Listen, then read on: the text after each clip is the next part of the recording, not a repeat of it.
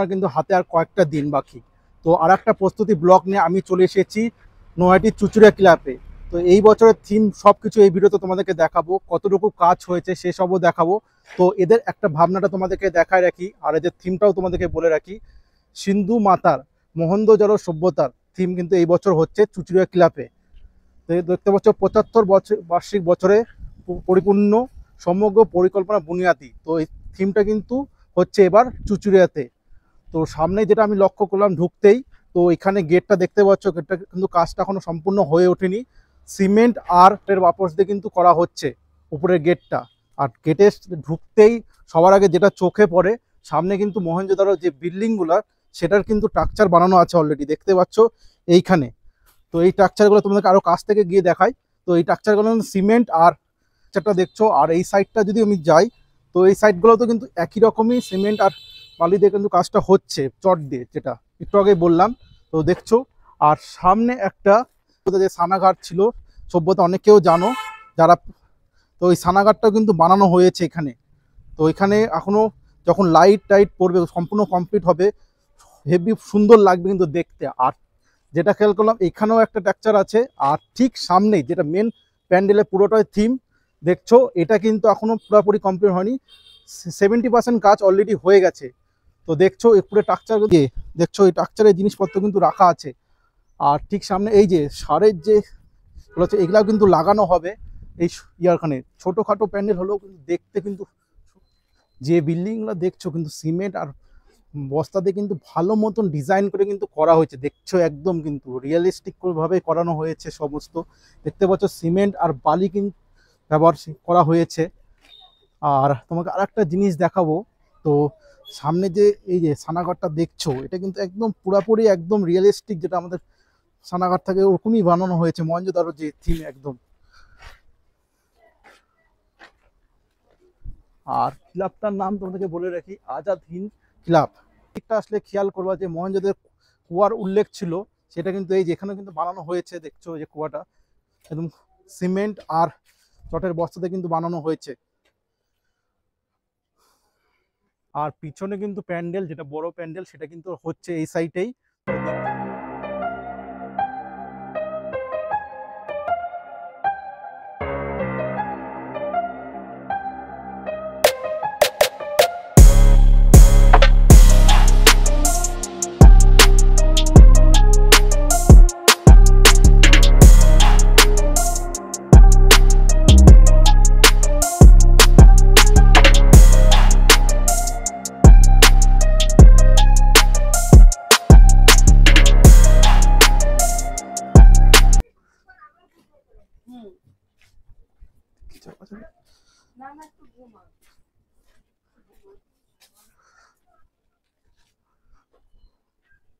আর সামনে দেখছো কিন্তু বাঁশের স্ট্রাকচার দিয়ে কিন্তু, আর চটের বস্তা সিমেন্ট যেটা বললাম, সেটাতে কিন্তু কাজটা হচ্ছে মেবি বেশি, আর লাইটিং থাকবে তার সাথে।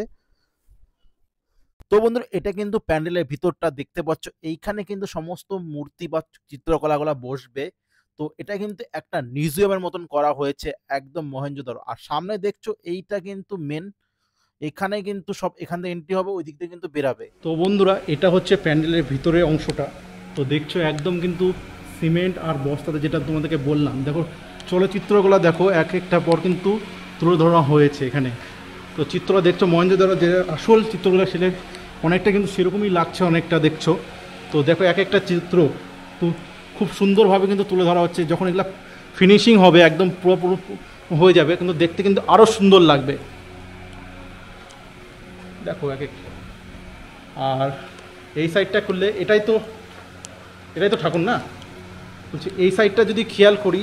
আর এই যে প্রতিমা, এইবারে কিন্তু প্রতিমা দেখছো একদম মহেঞ্জোদারোর থিমের স্টাইলেই বানানো হয়েছে অনেকটা। তো দেখছো এখনও কিন্তু কমপ্লিট হয়নি।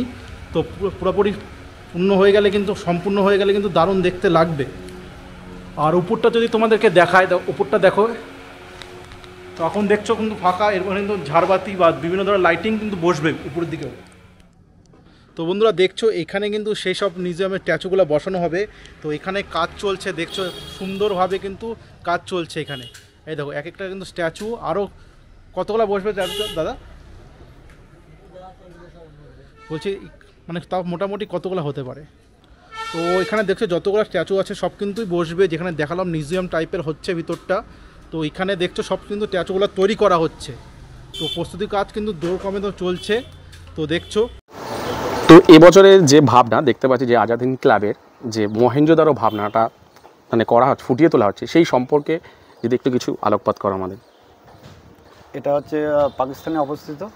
তো 5000 বছর আগেকার সেই মহেঞ্জোদারো সিন্ধু নদীর তীরে অবস্থিত ছিল এটা। তো সেটাই এবছরে আমাদের ভাবনা। তো মানে মানে কিসের উপর কাজগুলো করা হচ্ছে এই সমস্ত?